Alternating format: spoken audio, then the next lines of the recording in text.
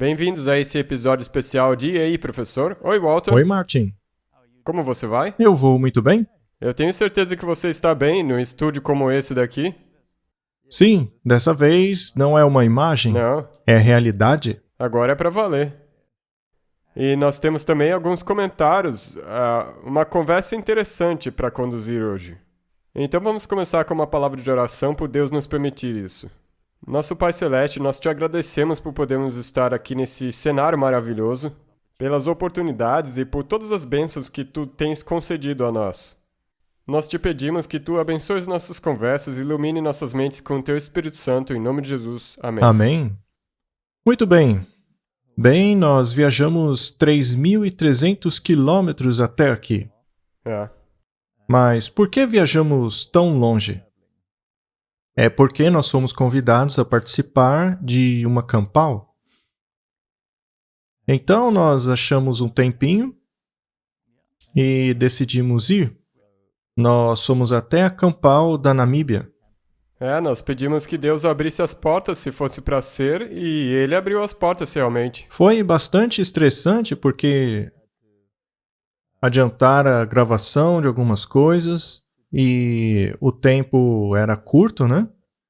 Para fazer todas as coisas que envolvem um evento como esse. A distância era longa e decidimos não ir de avião, porque mesmo de avião ainda tinha que dirigir muito tempo. Tínhamos que alugar carros também.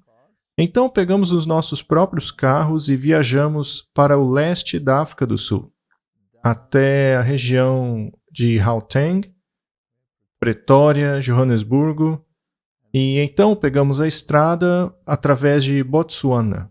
Sim, a estrada Trans-Kalahari. Sim, e foi uma boa surpresa, porque tinha pouco trânsito e a estrada estava em boas condições.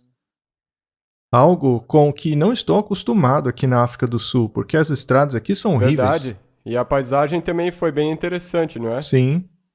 Nós viajamos então por meio de Botsuana e entramos na fronteira oeste da Namíbia. Viajamos até os Kapabas, onde a campal estava acontecendo em uma fazenda. Eu acho que os ouvintes gostarão de saber que esse encontro foi muito, muito especial. Eu gosto muito quando as campais são mais voltadas para não adventistas do que adventistas. Daí é mais que nem uma evangelização. É um evangelismo, e esse era o propósito inicial dessa campal. E com toda a agitação que está acontecendo no mundo, entre as nações, é interessante ver que pessoas estão preocupadas com os tempos em que vivemos. Foi realmente uma campal muito boa, porque realmente sentimos Deus movendo os corações. E nós, na verdade, batizamos 5 pessoas depois daquela campal. Algumas delas, claro, já haviam sido preparadas, outras já haviam estudado, mas não tinham tomado a decisão. E, finalmente, no último minuto, decidiram se batizar. Mas ainda há muitas, muitas outras no Vale da Decisão. E nós falamos sobre tantas coisas, Martin. Foi muito interessante. Acho que seria legal mostrar às pessoas um pouquinho dessa campal. Não foi uma grande campal com milhares de pessoas, mas se você considerar o lugar e a Namíbia, que foi onde ocorreu, e aliás foi na língua local. Então, isso significa que as pessoas que foram para lá foram em sua maioria desse grupo. E isso tornou tudo muito interessante. Aquelas ideologias, perspectivas diferentes, religiões diferentes, o calvinismo, o pentecostalismo, todas essas questões, tudo isso foi abordado em conversas particulares. Verdade, foi um evento bem íntimo. Sim. Acho que foi exatamente do jeito que Deus queria que fosse. Não um evento onde as pessoas se sentissem perdidas no meio da multidão. Foi um evento tendo encontros e conversas mais íntimas com as pessoas. Sim, e as pessoas podiam conversar face a face conosco. Algumas estavam tão perturbadas, tão preocupadas, possuíam tais conceitos de Deus e da Bíblia que primeiro você tinha que desembrulhar um monte de coisa para criar a esperança de novo nelas. Elas não tinham esperança. Elas pesadas, sem esperança. Verdade. Então, é lindo vê-las entendendo quem Deus realmente é. Vamos então mostrar algumas imagens A gente pode mostrar algumas das coisas que para aconteceram. que eles vejam o que aconteceu ali, apenas como uma introdução. E então falaremos sobre esperança e tudo o que ela envolve. Sim, e depois você pode nos contar um pouco mais do que você falou nessa campal. Sim, vamos fazer isso. Bem, depois dessa campal, nós estávamos na estrada de volta para a África do Sul, e durante a nossa viagem nós vimos toda essa bela paisagem. Você pode explicar um pouco onde nós estamos? Sim? Muito bem, Martin. A partir dali da campal, decidimos tomar uma rota diferente para casa. Nós fomos até a faixa da Caprivi e então através de Botsuana. E então nós temos que voltar para a África do Sul. Vocês provavelmente estão ouvindo o som desses pássaros gritando aí no fundo. Bem, esse som que vocês estão ouvindo, esse meh, em africâns é um quefu. Ele é chamado de quefu porque ele faz quém. Na verdade, ele é um luri cinza e gosta muito dessa vegetação. E essa ave aí, ela é como um sinal de alerta. Quando tem alguma coisa séria que vai acontecer, o passarinho canta ué, e daí os animais sabem, opa, tem algo se aproximando por aí. Pois é, então os caçadores não gostam deles, porque eles avisam sobre o perigo. Eu gosto desses pássaros, porque eles dificultam a possibilidade desses homens matarem as criaturas de Deus. Estamos sentados aqui com esse rio atrás. Esse é um dos grandes rios da África. É o Okavango. Ele separa a Namíbia de Angola. E tem muitos hipopótamos nesse rio. E, obviamente, crocodilos também, de todos os tipos. Portanto, quando você vai tirar um pouco de água do rio, é bom ver se aquele tronco é realmente um tronco boiando, não é? Porque você pode acabar se surpreendendo. E quando ele chega no Botsuana, ele alimenta também o delta do Okavango, também chamado de delta do Cubango. Sim, e nós vamos voltar através daquela rota. É um lugar realmente muito fascinante, é cheio de vida selvagem. É realmente muito bonito. Nós estamos num acampamento. Eu estou dormindo em uma barraca e o Martin, claro, o rei da floresta, está dormindo ali em cima do carro dele.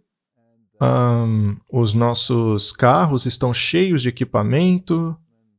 Então, como que a gente pode chamar isso, Martin? É uma aventura. A gente poderia até chamar de As Aventuras do E aí, Professor 2.0.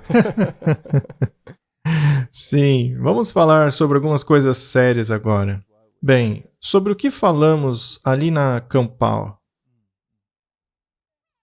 Martin, ali na campal, é importante darmos esperança às pessoas, mas, ao mesmo tempo, temos que contar para elas onde estamos no curso da história, pois é necessário nos prepararmos para o que está para chegar. Um dos temas abordados foi Apocalipse capítulo 5, e o título é Digno é o Cordeiro. E foi um estudo bastante importante. Nós abordamos conceitos bastante profundos e talvez nós poderíamos falar sobre eles hoje. O que você acha? Falar um pouco desse aspecto da dignidade do Cordeiro e também introduzir os aspectos de onde estamos no curso do tempo e do juízo. Agora, o tema do acampamento foi a colheita. É hora da colheita. A música tema da Campal também foi a respeito de colheita. Nós estamos vivendo nesse tempo. Correto? Precisamos analisar alguns desses aspectos. Então, nós intitulamos o estudo de hoje de Digno é o Cordeiro. E com esse cenário aí atrás, eu acho que podemos começar? Sim, por favor. Sabe, o negócio é que toda aquela atmosfera daquela campal apresentou o objeto que nós tínhamos para mostrar ou que nós queríamos mostrar. E esse tema era que esse cordeiro, ele morreu por nós. E é aí que está a nossa esperança. Então a nossa colheita tem que ver com isso, com a esperança. Exato. E especialmente, veja, muitos aqui no contexto africano vieram de um passado calvinista. Eles têm essa noção de predestinação, Sim, que você foi predestinado a ser salvo ou perdido. Essa teologia é muito triste. Essa teologia está em muitas mentes hoje em dia. Essa seleção feita por Deus, na qual Deus decide antes do tempo quem vai se salvar e quem vai se perder, negando totalmente a liberdade de escolha da questão. e daí você, como você já disse, você não tem escolha. Se Deus te escolheu, você teve sorte. Sim. Agora, a minha questão é sempre, para que evangelizar então? Nós já falamos muitas vezes sobre essa questão, então eu não quero falar a respeito dessa seleção e predestinação. Mas é uma teologia muito triste, porque ela retrata Deus de uma maneira muito desfavorável. Sim, Ele não te dá chance. Você é simplesmente escolhido para se perder ou se salvar. E é isso aí. Mas com base em quê? É uma base muito arbitrária. E frequentemente, em uma área em que há muito conflito racial, exato. o critério que eles utilizam é justamente a questão da raça. Mas Cristo morreu por todos. Ele nos ordenou espalhar o evangelho, que é boas notícias, para o mundo todo. Para cada tribo, língua e nação. Mas como pode ser boa notícia se você vai dizer para as pessoas que apenas um grupo seleto vai ser salvo e o outro perdido, sem mesmo que ele possa escolher isso? É, exatamente. E como você pode ter certeza de que você foi escolhido? De acordo com a sua linhagem de sangue, a sua raça? Isso facilmente vira um evangelho que não é nada bom. Sim, e não é uma coisa nova que as pessoas pensem assim. Veja os judeus mesmo. Eles pensavam serem a raça escolhida, que eram predestinados à salvação, e que todo o resto estava perdido. Então, ao invés de serem arautos de um grande plano de salvação, eles se esconderam ali em sua própria nação e condenaram todo o resto. Então eles eram salvos e os outros todos perdidos. Se você pensa assim, então você não tem uma mentalidade evangelista. Não. Qual é o ponto de evangelizar? Não tem. Você se coloca num pedestal e o resto que você percebe como não salvos, eles que se lasquem. Quando você lê o Antigo Testamento, tem tantos lugares ali nos quais as pessoas de outras nações estavam envolvidas. Pegue Ruth, por exemplo, ou a história de Naamã. Ou se você pegar a rainha de Sabá, por exemplo. Existem muitas histórias na Bíblia em que o evangelho foi levado e isso afetou todo mundo, não é verdade? Agora, quando Jesus... Ei, alguém está achando que é parte do cenário. O panda.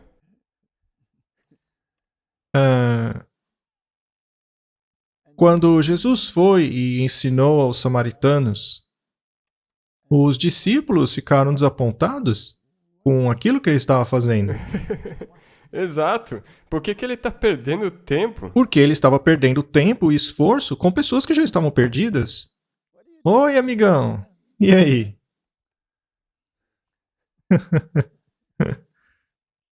Então, Martin, para mim é surpreendente que algumas pessoas calvinistas foram os maiores missionários no mundo. É?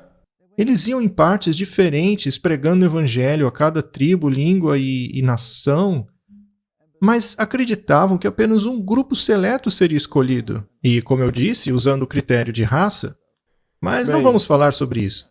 mais um exemplo desses é o Spurgeon, Sim, um dos maiores pregadores que já houve. E ele tinha ele essa tinha uma mentalidade aí. mentalidade calvinista. Então, seja como for, nós vamos falar a respeito de Apocalipse capítulo 5. E o tema é Digno é o Cordeiro, que foi morto. O capítulo 5 de Apocalipse deixa muito claro que o Cordeiro foi morto por todo o mundo, cada pessoa dessa terra. Temos aí uma citação do Testemunhos para a Igreja, volume 9. E diz assim: o 5º capítulo de Apocalipse precisa ser estudado com cuidado. Ele é de grande importância àqueles que se envolverão na obra de Deus nesses últimos dias. Há alguns que foram enganados. Eles não percebem o que está vindo à Terra. Aqueles que permitiram que suas mentes se embotassem com relação ao que constitui pecado estão muito enganados. A menos que eles façam uma mudança decisiva, serão achados em falta quando Deus pronunciar o julgamento sobre os filhos do homem. Eles transgrediram a lei e quebraram a aliança eterna, e receberão de acordo com as suas obras. Então é uma mensagem de advertência, Aham. mas uma mensagem de esperança. Verdade, e também uma mensagem de julgamento. O juízo faz parte, a lei faz parte, porque a lei é a norma do juízo. Então temos que olhar para essa questão e ver do que ela trata. Por que é importante discutirmos essas coisas nesse tempo? Vamos para Apocalipse capítulo 5. A partir do verso 1 é dito o seguinte: E eu vi na mão direita daquele que se sentava no trono um rolo escrito por dentro e por fora, selado com 7 selos. Martin, esse tipo de pergaminho escrito de dentro e fora, enrolado e selado com 7 selos, era algo muito comum nos tempos antigos. E na sociedade romana, um voto, um testamento, era selado com 7 selos às vezes. E o número 7, como já falamos antes, representa integralidade. Representa estar totalmente cheio, completo, segundo o significado original. O Novo Testamento foi escrito em grego, mas basicamente esse é o significado da palavra 7. Então temos aqui esse rolo selado com 7 selos.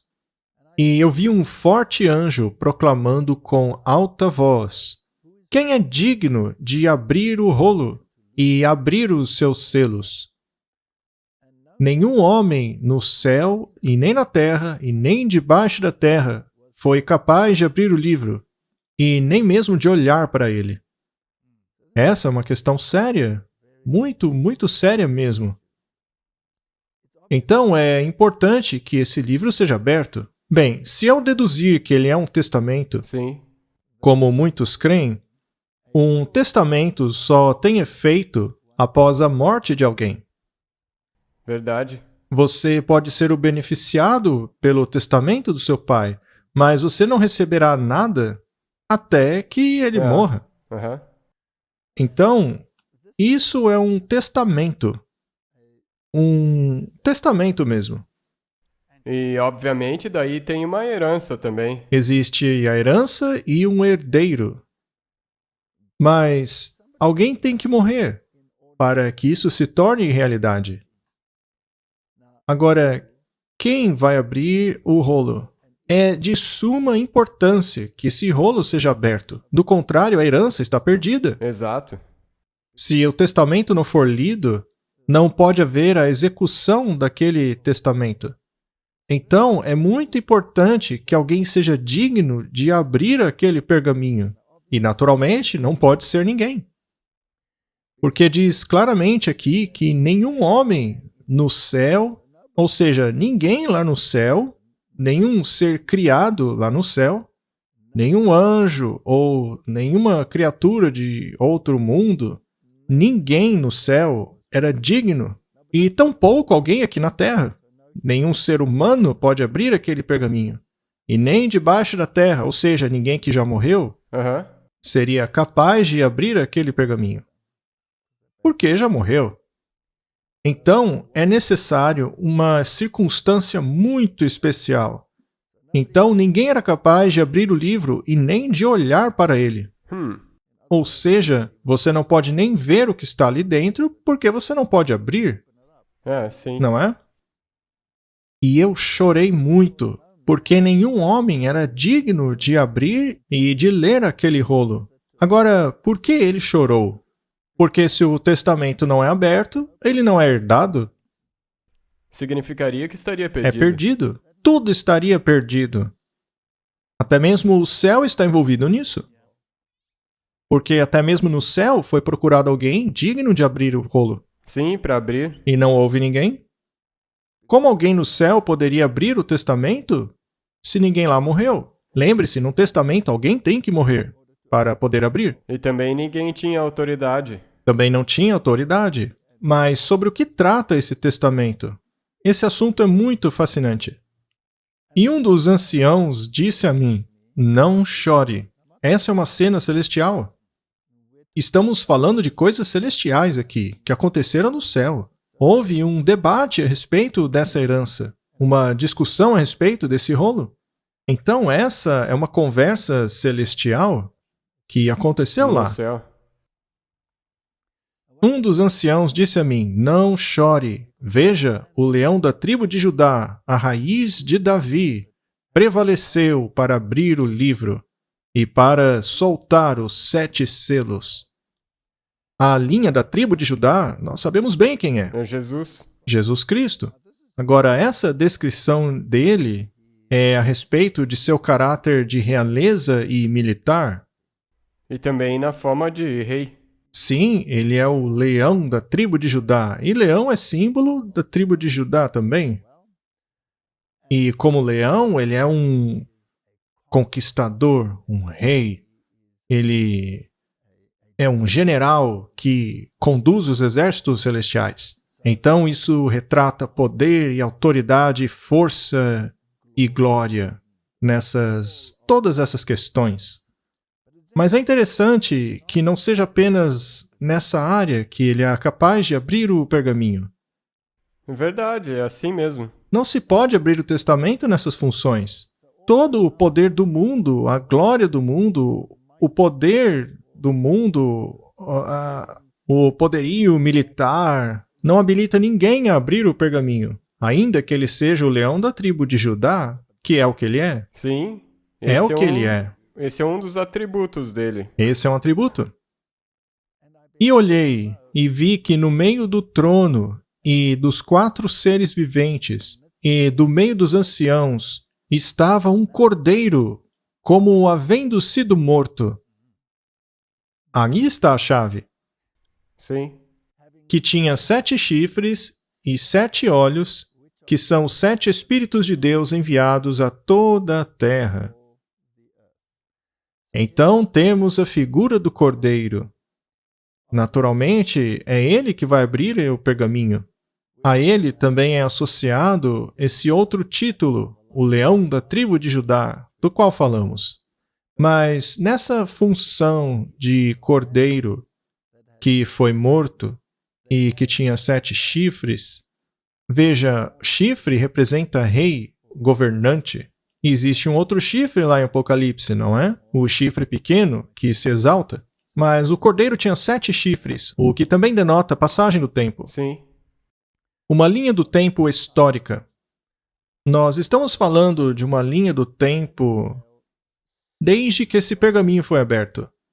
Portanto, para que ele fosse aberto, alguém tinha que ter morrido. Sim. E temos aqui alguém que morreu, O cordeiro. um cordeiro, que foi morto. Isso significa que ele foi capaz de abrir aquele rolo. Mas para abri-lo, esse cordeiro, ele tem que ter sido morto para que o testamento tenha efeito. Sim. Mas ele também é o herdeiro. Sim. Para poder ser aquele que abriu, ele tem que estar vivo. Ele tem que ser o herdeiro. É por isso que diz um cordeiro como que havia sido morto, Aham. mas agora está vivo. Então, na função do cordeiro que foi morto, ele pode abrir o pergaminho, mas ao mesmo tempo ser o herdeiro. Essa é toda a minúcia do plano da salvação. É algo brilhante.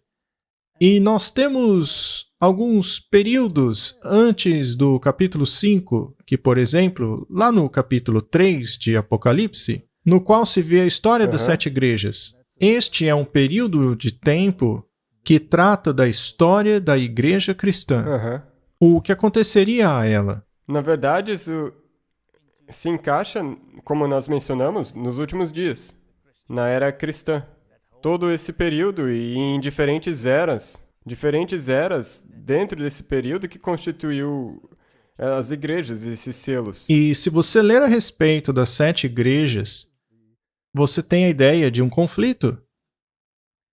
Porque começa com a primeira igreja, que é cheia de zelo pelo evangelho, mas aí a coisa vai decaindo, até chegarmos à igreja da Idade Média, que foi o período das trevas, e aí você tem a luz emanando a partir das trevas, e daí finalmente a última igreja, que é a Laodiceia. É.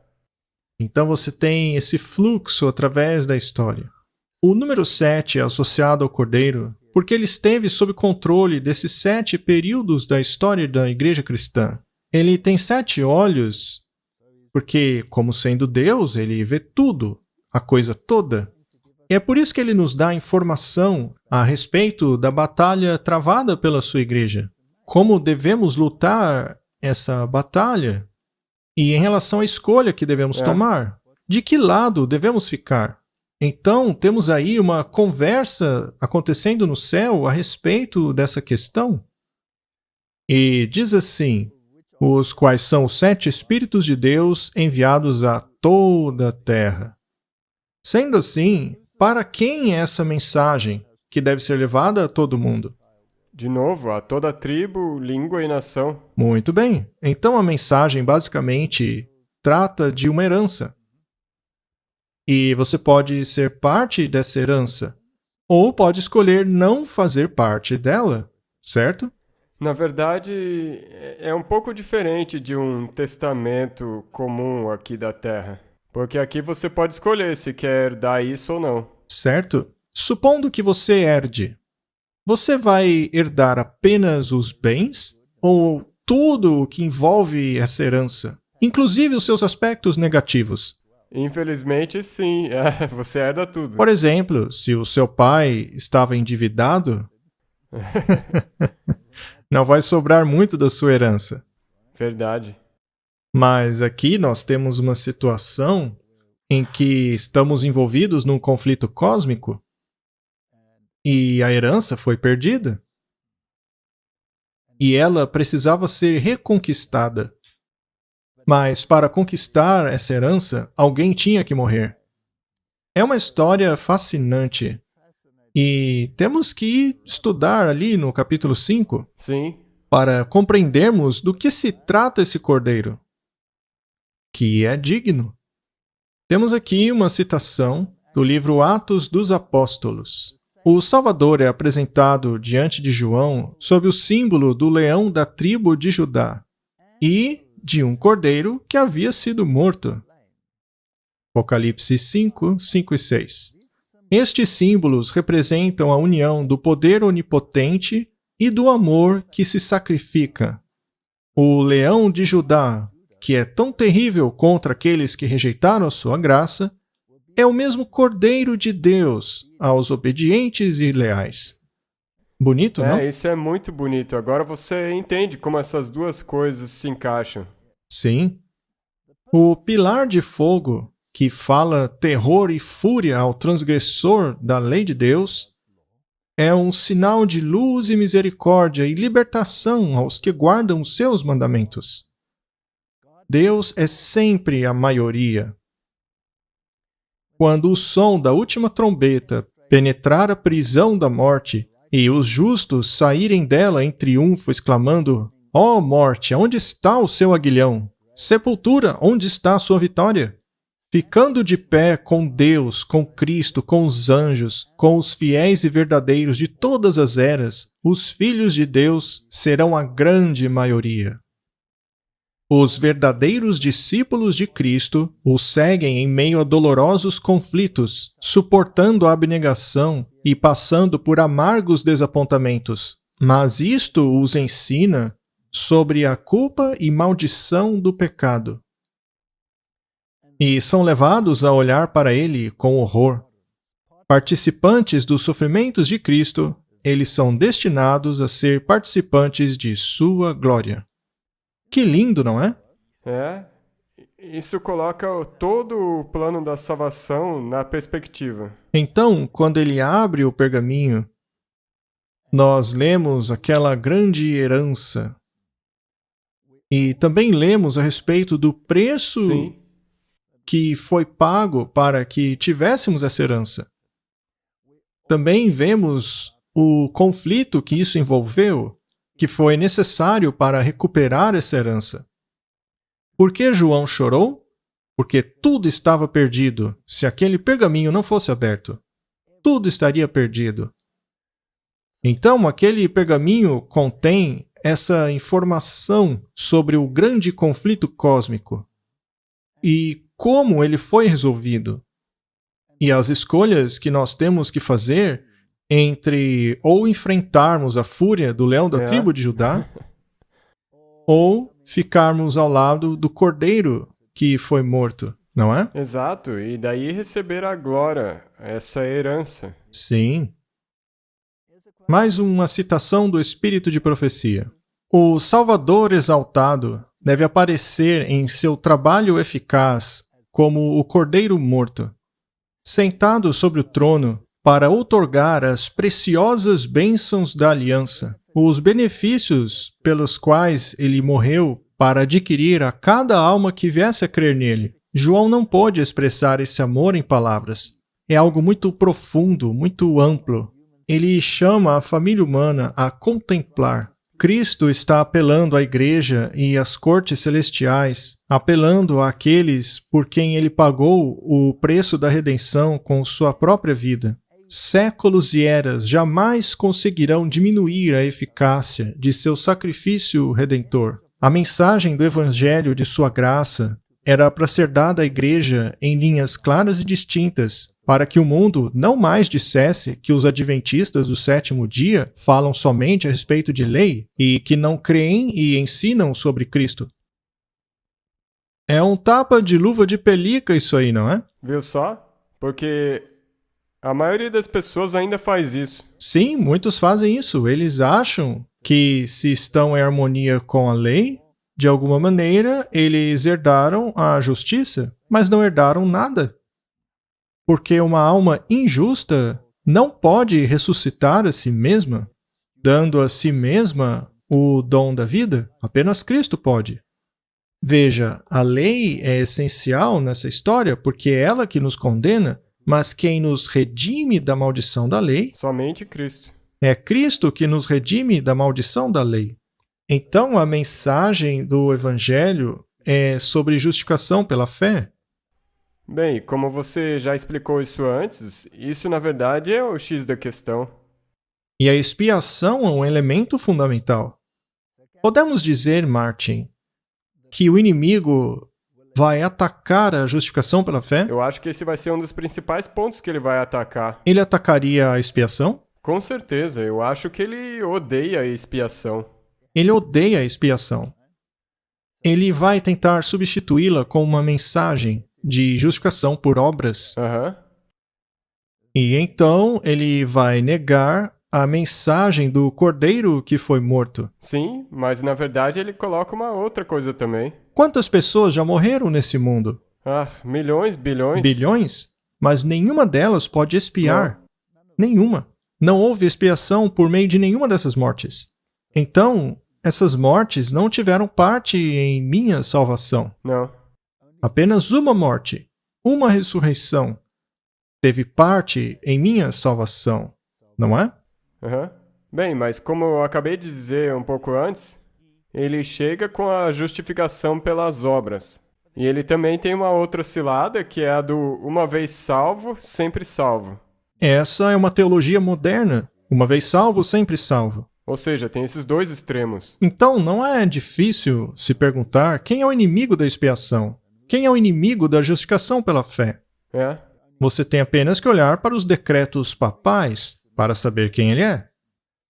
De acordo com o Concílio de Trento, aqueles que defendem a justificação pela fé são anátema, amaldiçoados para sempre. Aham. E é verdade, passarinho, tem toda a razão. E atacar a expiação é uma afronta tão grande. Um dos principais objetivos dos jesuítas é atacar a expiação, dizendo que Cristo nunca morreu por você. Ele era apenas um exemplo. E então colocam os santos deles no mesmo nível, ou ainda maior do que o de Cristo. Um dos santos que eles amam exaltar e comparar em termos de expiação é o São Francisco. É. Curiosamente, temos um Papa jesuíta com esse mesmo nome, que nega a expiação, nega a justificação pela fé. Eles são inimigos de Deus. É, como você mencionou, a coisa é assim. Se você estiver desse lado, o inimigo, ele quer se livrar da expiação, para que você seja do seu pai, o diabo. Sim, a lei é muito importante, porque é por meio dela que Deus nos mostra o que é certo e o que é errado. Mas o Senhor não nos salva por Não. meio dela. As pessoas precisam entender que quando você entende a questão da lei e da graça, elas entram em harmonia. Aham. Nós vamos falar um pouco a respeito da glória do Cordeiro e por que ele é digno. Em Apocalipse 5, verso 7, vemos assim: E o Cordeiro veio e pegou o pergaminho da mão direita daquele que estava sentado no trono. Esse é o Deus Pai. Deus Pai está sentado ali. E o Cordeiro era digno de pegar o pergaminho. Quando ele pegou aquele rolo, os 4 seres viventes e os 24 anciãos se prostraram diante do Cordeiro, tendo cada um deles harpas e salvas de ouro cheias de incenso, que são as orações dos santos. Essa é uma imagem muito bonita.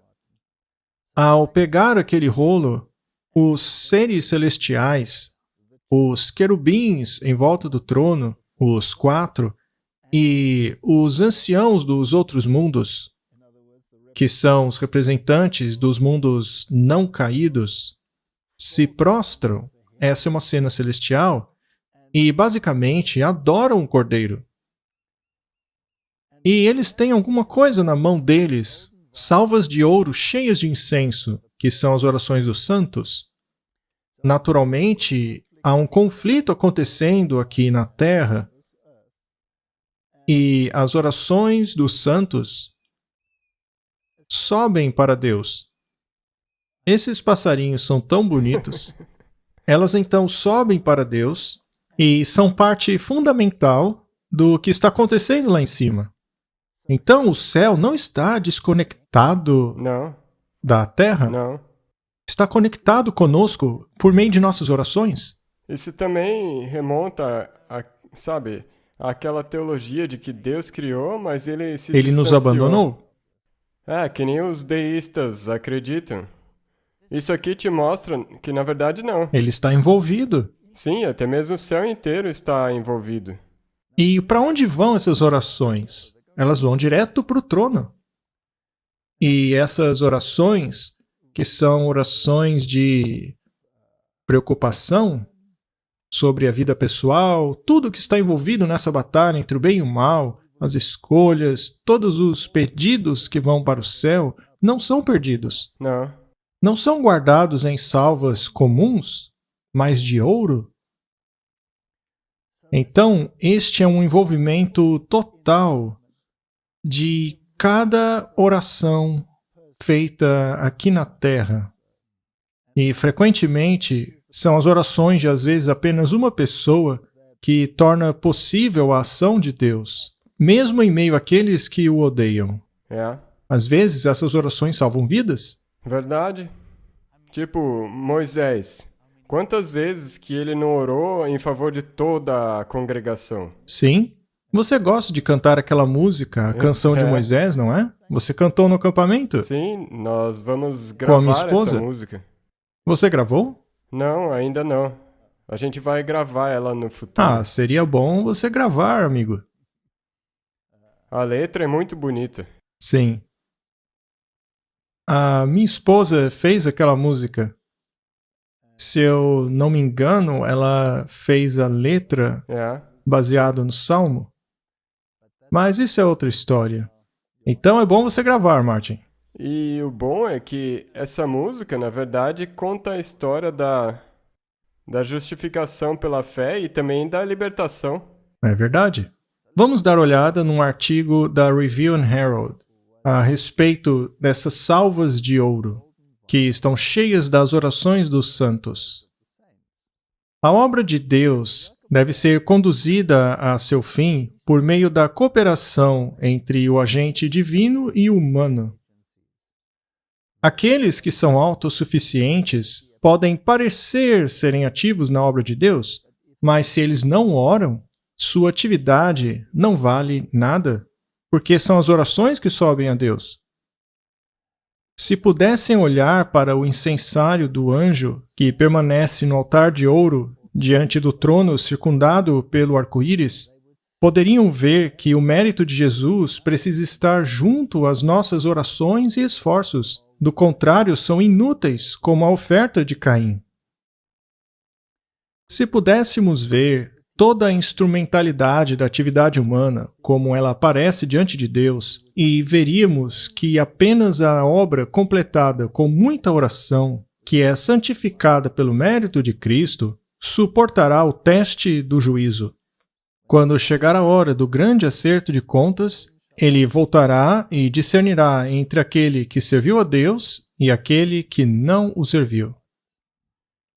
Então, Martin, se não orarmos, nossos esforços são inúteis. Exato. E se sabe nossas de uma orações forem egoístas, Ah, serão ainda mais. e como nós vamos ver, se essas orações não estiverem misturadas com a justiça de Cristo, elas não têm como estar diante do trono também. A justificação de Cristo, a expiação, a interação entre o reino celestial e o reino da terra só podem ocorrer pela oração. Exato. E daí, se você ler as diferentes porções do Espírito de Profecia, você vai ver que música é que nem oração durante um culto divino. Sim. Martin, nós precisamos falar sobre música em alguma Com hora. certeza. E cantar uma nova canção. Olha que coincidência. Cantaram uma nova canção, dizendo: Tu és digno de tomar o livro e de abrir os seus selos, porque foste morto e com o teu sangue compraste para Deus homens de toda tribo, língua, povo e nação. Com relação às ideologias que vimos na Campal, isso pode ficar mais claro? Não. Não. Teu sangue compraste para Deus homens de toda tribo. Como eles ousam dizer que nós não somos remidos pelo sangue do Cordeiro? Como os jesuítas ousam dizer isso? Isso está em contradição direta com esse verso. E por quem é que foi pago o preço? por todo mundo. Existe então alguma seleção ou superioridade envolvida aqui? Então, de novo, como que alguém ousa em dizer isso? E língua, e povo, e nação, todo mundo. Para quem foi ganha a salvação? Todo mundo. Todo mundo. O preço foi pago para todo mundo. Se você não entende isso, isso é uma afronta a Deus. Na verdade, é uma acusação. É mesmo.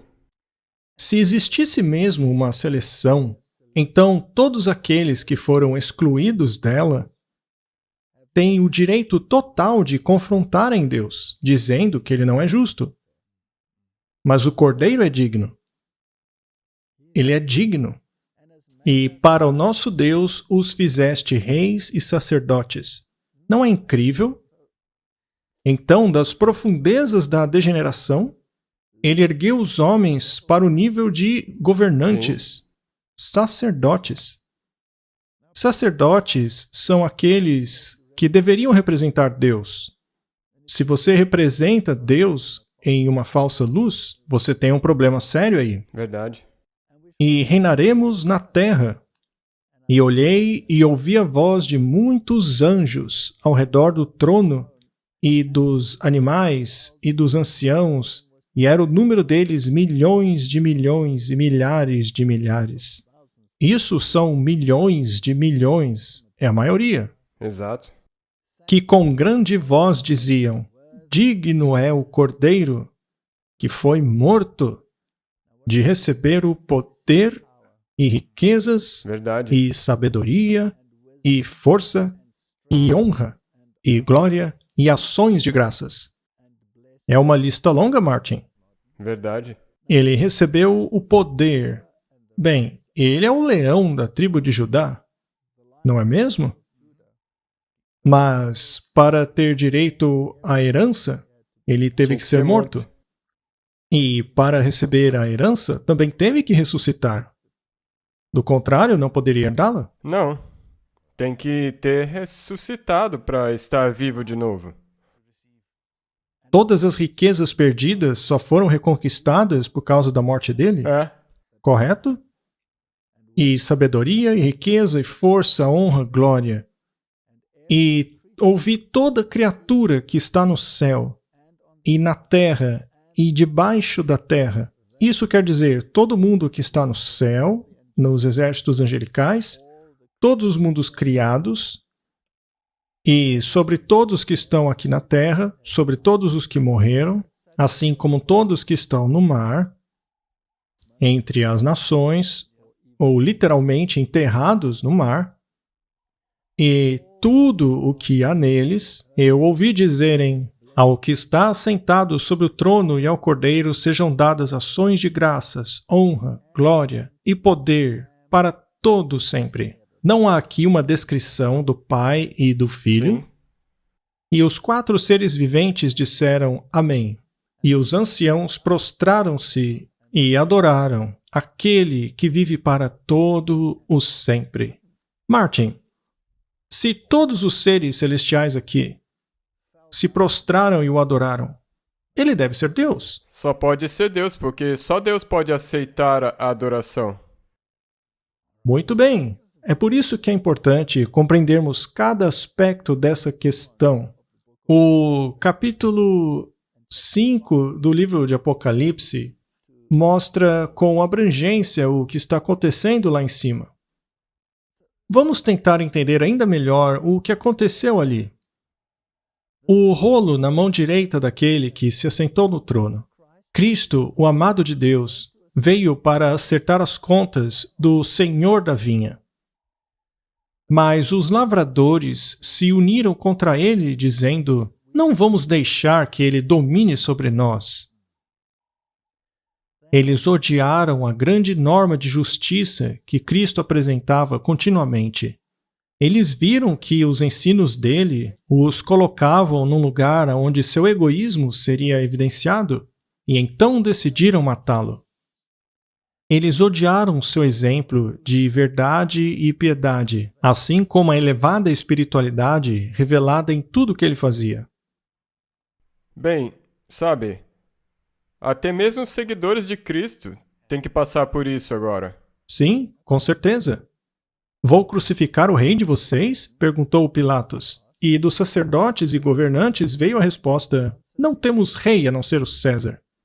Martin, estaria o mundo evangélico e cristão no mesmo caminho? É isso que eu quero dizer, Não exatamente. estão dizendo que o rei deles é o César, ao colocarem o Papa na cabeça do movimento ecumênico, ao também obedecer às ordens dele? Sim, não tem como ser de outro jeito. Quando Pilatos lavou suas mãos, dizendo: sou inocente do sangue dessa pessoa, os sacerdotes uniram-se à turba ignorante ao declarar fortemente: que seu sangue caia sobre nós e nossos filhos. Assim, os líderes judeus fizeram sua escolha. Sua decisão foi registrada no livro que João viu na mão daquele que se assentava no trono.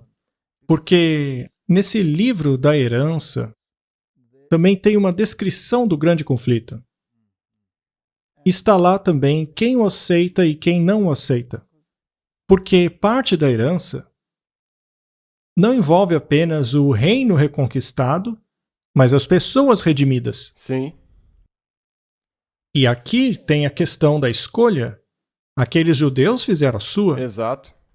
E é por isso que eles não foram aceitos como parte daquela herança. É muito importante compreendermos isso. Entendermos o que é essa herança e como ganhá-la. Temos que aceitar o cordeiro que foi morto e aceitá-lo como um rei. É, Aqueles seres celestiais se prostraram diante dele, mas os judeus recusaram. é. Muito bem. A decisão deles foi registrada no livro que João viu na mão daquele que se assenta sobre o trono, o qual nenhum homem é capaz de abrir. Em toda a sua força, essa decisão aparecerá diante deles no dia em que o livro for desselado pelo leão da tribo de Judá.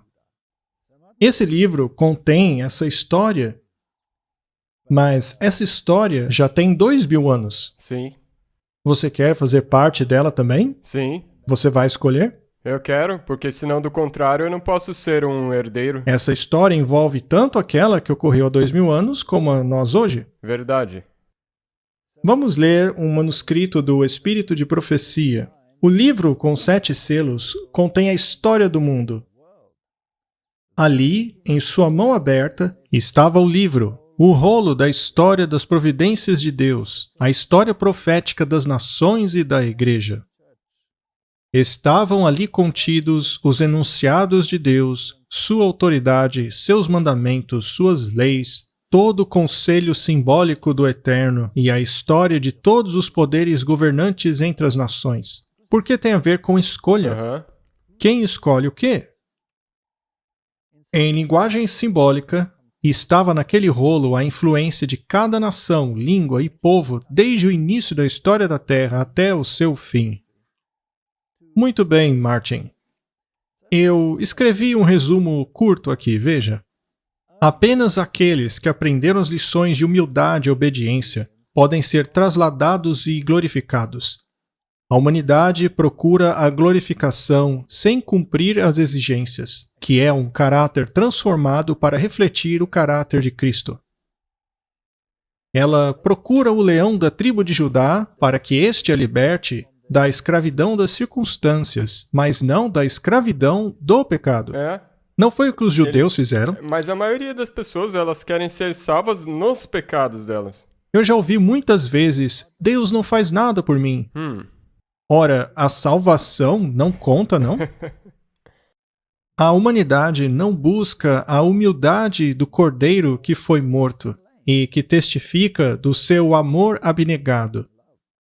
A mensagem de advertência ao mundo é um chamado de arrependimento e deve ser atendida antes de podermos nos qualificar para a exaltação. É esse que é o plano. Você não pode queimar a largada e dizer: eu já estou salvo, então eu posso continuar fazendo o que eu sempre fiz. Exato? Martin, Apenas o cordeiro morto foi considerado digno. Quando nós voltamos para a morte do primeiro animal que ocorreu nesta terra, Adão e Eva tinham pecado. Eles haviam se escondido Sim. e eles viram que estavam nus, que tinham perdido o manto da justiça que os cobria, Sim. e eles se esconderam e fizeram para eles roupas de folhas de figueira. Agora, a humanidade ama se cobrir com folhas de figueira. Ela ama rejeitar a cobertura da justiça do Sim, cordeiro. sempre tentando conseguir pelos próprios esforços. Sempre quer fazer do seu próprio jeito. Até mesmo hoje, a maçonaria tem o avental deles, que representa a folha de figueira.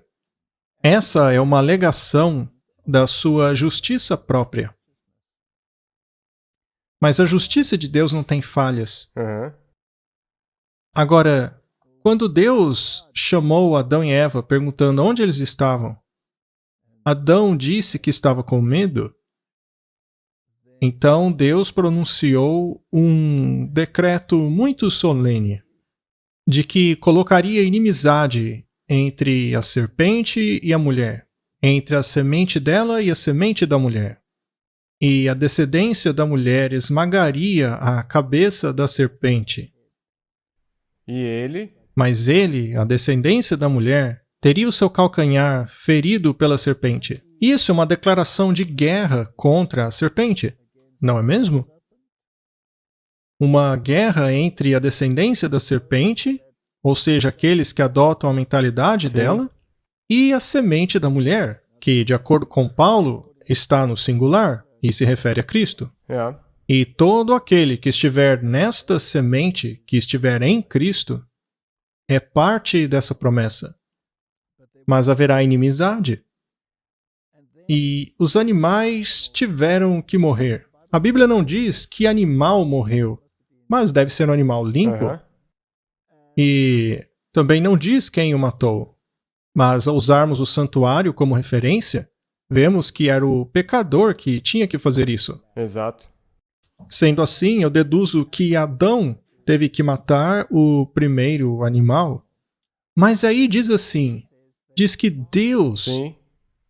pegou aquela pele e fez uma roupa para eles, para cobri-los com aquela pele. Agora, aquele animal que vamos presumir era um cordeiro, aquele animal, supondo que era um cordeiro, representa o cordeiro que foi morto. Essa é a primeira promessa da redenção, por meio da expiação. Aham. Agora, se aquele animal estava ali, morto, e a sua pele foi removida, então, na verdade, Deus proclamou a sentença de morte sobre si mesmo, Exato. porque ele representa aquele cordeiro. Isso mesmo.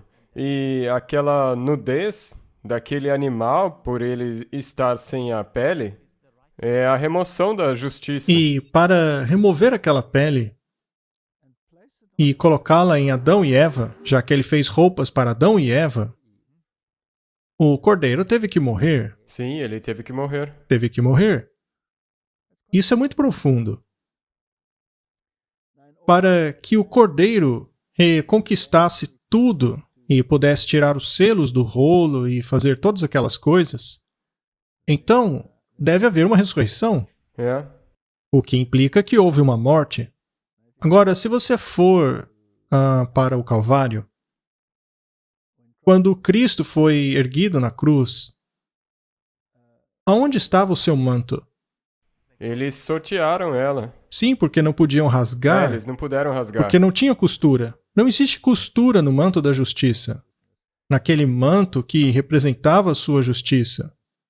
Mas o manto foi tirado dele e foi dado aos deuses, aos quais eles lançavam a sorte. Portanto, Jesus foi pendurado na cruz totalmente nu, É. assim como aquele primeiro animal morto, cuja pele foi removida. e deixado totalmente nu.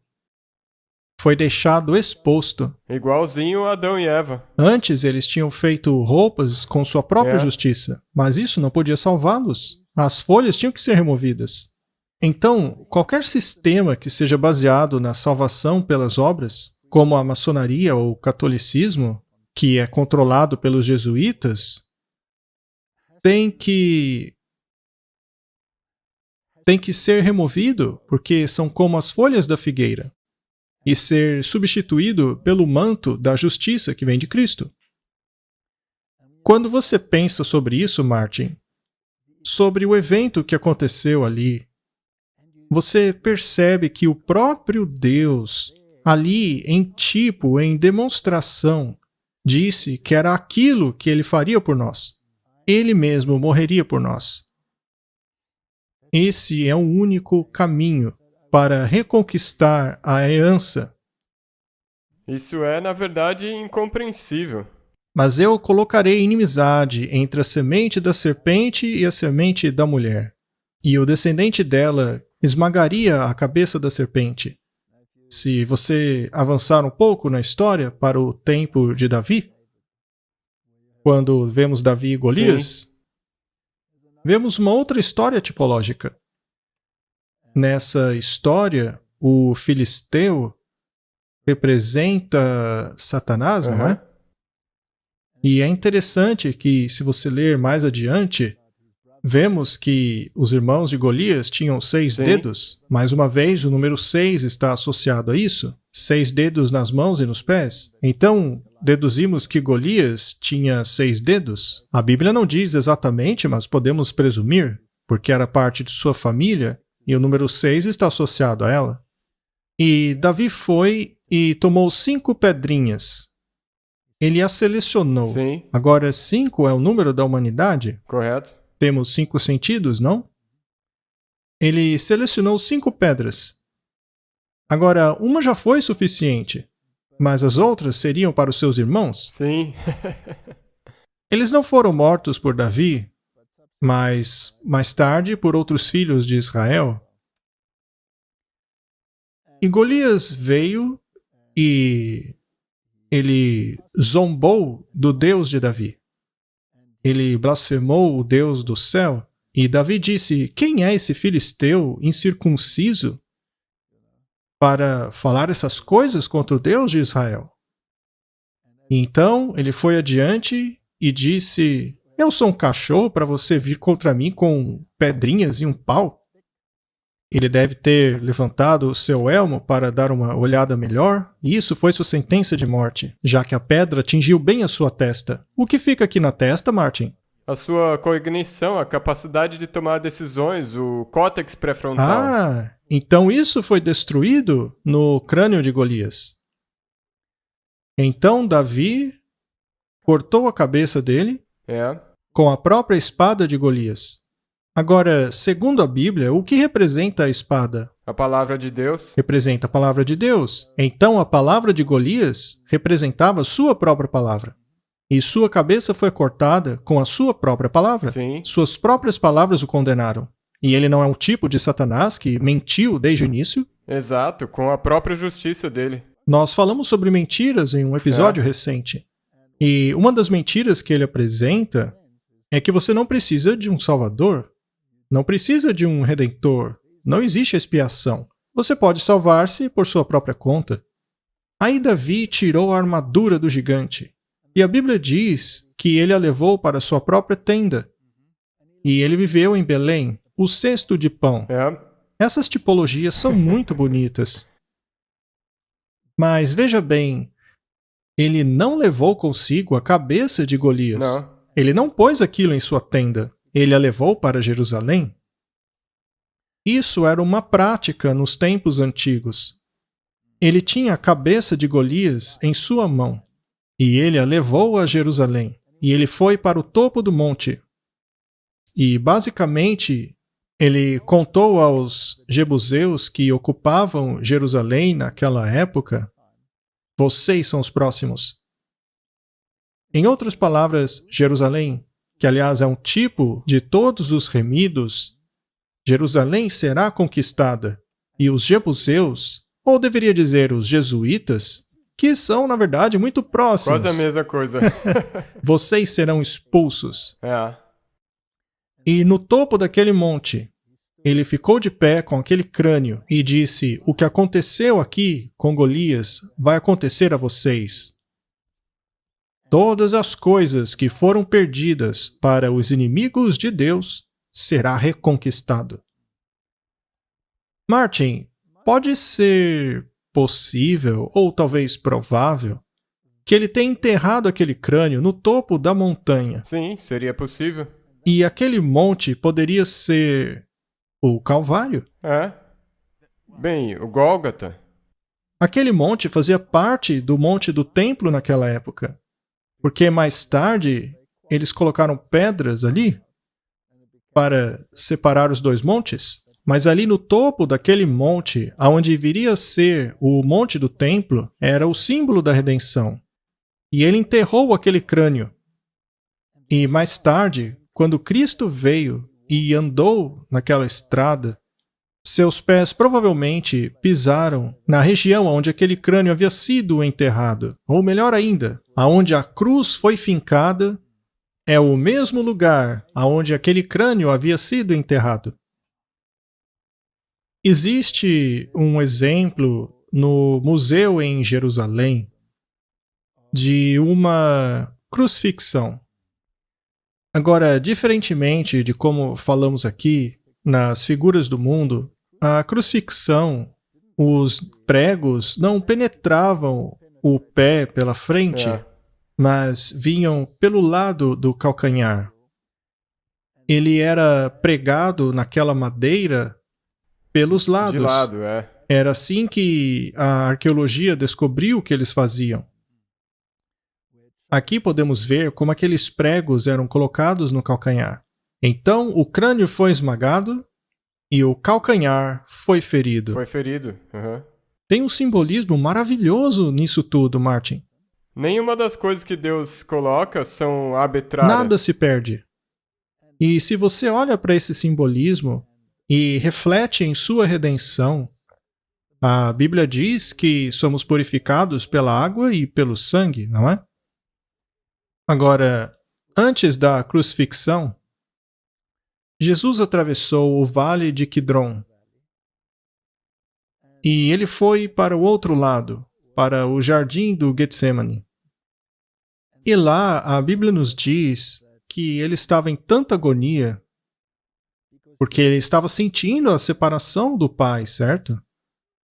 E por causa dos pecados do mundo inteiro estarem sendo colocados sobre os seus ombros, aquilo lhe causou tanto estresse que água e sangue, ou seja, suor e sangue, se misturaram ao cair de seu rosto, lá no jardim. E mais tarde, já no Calvário, lemos que a lança perfurou o lado dele, e duas coisas jorraram de lá, água e sangue. Estes são símbolos da redenção. É, exato.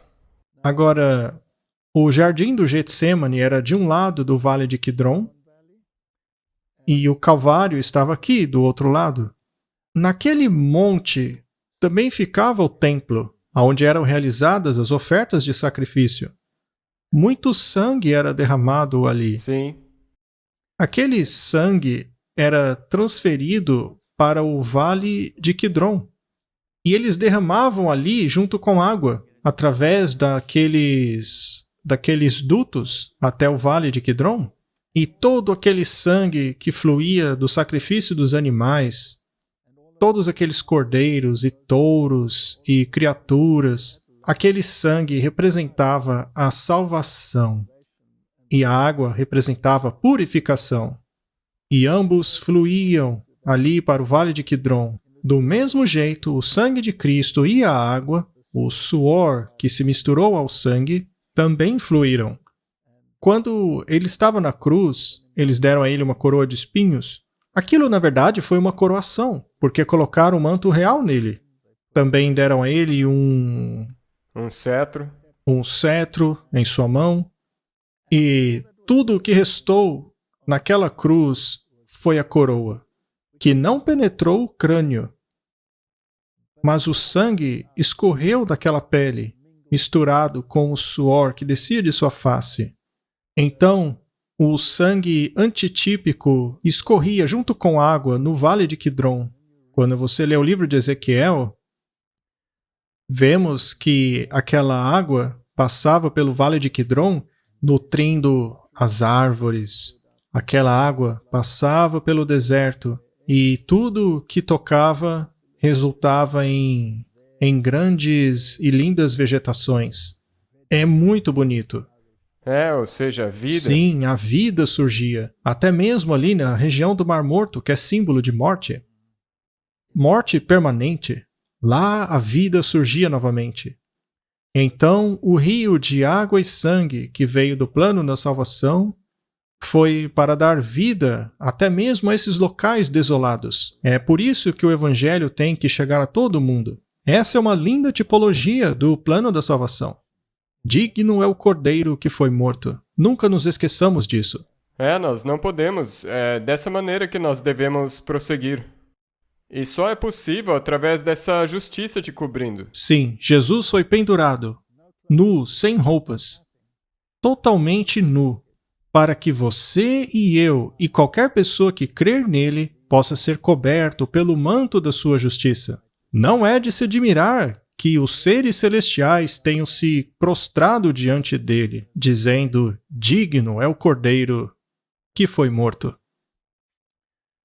Mas ainda tem muita coisa para falar a respeito dessa profecia. Talvez devêssemos deixar para o próximo episódio? Numa próxima vez. Com certeza. Eu então, acho que nós devemos encerrar isso daqui. terminar contemplando por que o cordeiro que foi morto é digno de abrir o livro, para que você e eu, juntos com ele e nele, possamos ter direito à herança. Vamos orar. Querido Pai, eu quero agradecê-lo pelo Cordeiro, que foi morto em nosso favor. E porque ele foi morto, ele é digno de abrir o livro, para também nos dar uma perspectiva do grande conflito que aconteceu desde o tempo que o pecado entrou no universo até o seu fim, que será muito em breve. Ajuda-nos a compreendermos essas questões. Ajuda-nos a internalizá-las, a compreendermos o caráter de Deus que morreu por nós. Aquele que derramou o seu sangue por nós e que nos limpou com a água da vida, para que nunca tenhamos sede de novo. Obrigado pelo dom da salvação. É o que pedimos em nome do Senhor Jesus. Amém. Amém.